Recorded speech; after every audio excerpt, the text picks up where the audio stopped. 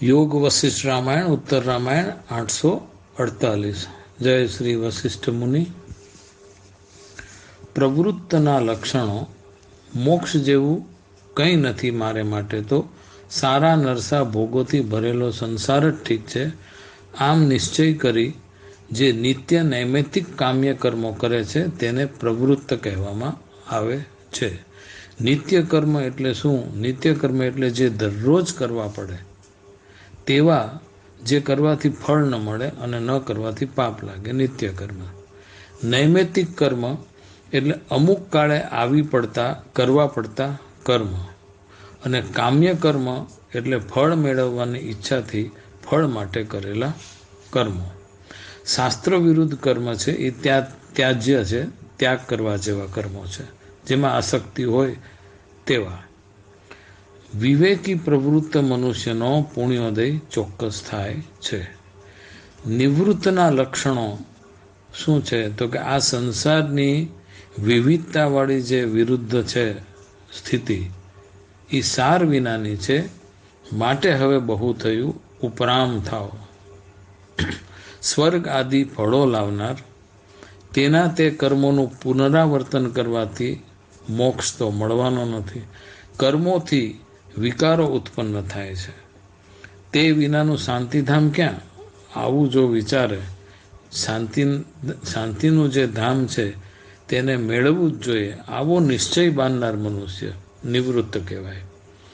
હું સી રીતે આ સંસાર સાગર તરી જાઉં?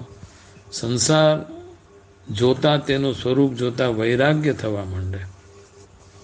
ચિત્ત શુદ્ધ કરનારી પ્રવૃત્તિ એવા ક્રિયાકર્મોમાં રસ જાગે, મંડ્યો રહે તેમાં જ રાજી, તે આસક્તિથી થતા જંગલી કર્મોનું વિશ્લેષણ કરે, તે આસક્તિથી થતા જંગલી કર્મોનું વિશ્લેષણ કરે, એનાલિસિસ કરે, કઠોર વચન બોલતો નથી, ઉદ્વેગવાળા કર્મો કરતો નથી, પાપ જેમાં દેખાય તેવા કર્મોથી દૂર રહે છે, ભોગની ઈચ્છા નથી કરતો, અનાયાસે ક્ષણમાં આવેલું ભોગ ભોગવે છે, વિવેકી વચન બોલે છે, આવા પુરુષને પ્રથમ ભૂમિકાવાળા કહેવાય।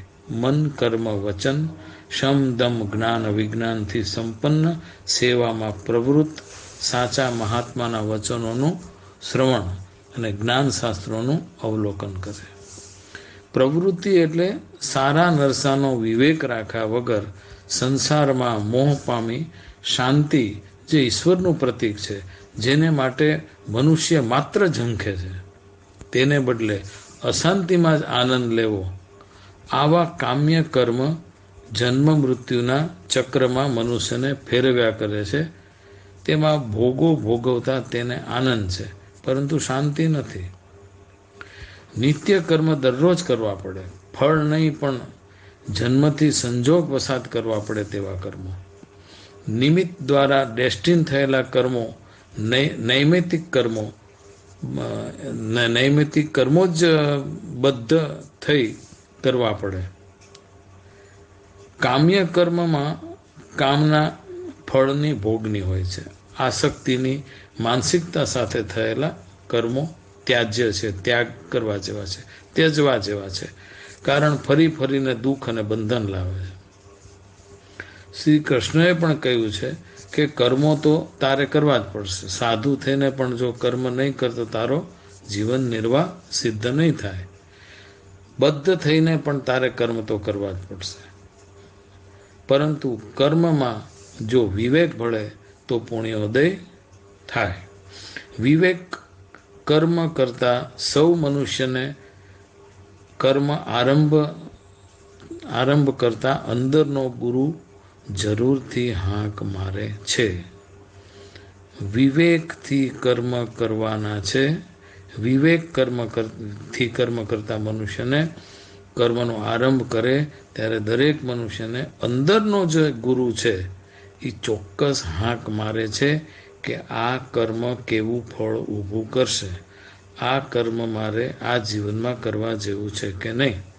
અહીંથી નિવૃત્તિ શરૂ થાય છે, ઉપરામ થવા મનુષ્ય યોગ્ય સાધના તરફ વળે છે। આસક્તિથી મોહથી થયેલા કર્મો વિકારો ઉત્પન્ન કરે છે, સંસારની અનિત્યતા, સુખ દુઃખ, જે કર્મ કરવાથી શાંતિ સાતા સમતા રહે ચિત્તમાં, તેમાં તે મંડ્યો રહે છે. બહાર પૂછવા જવાની જરૂર નથી.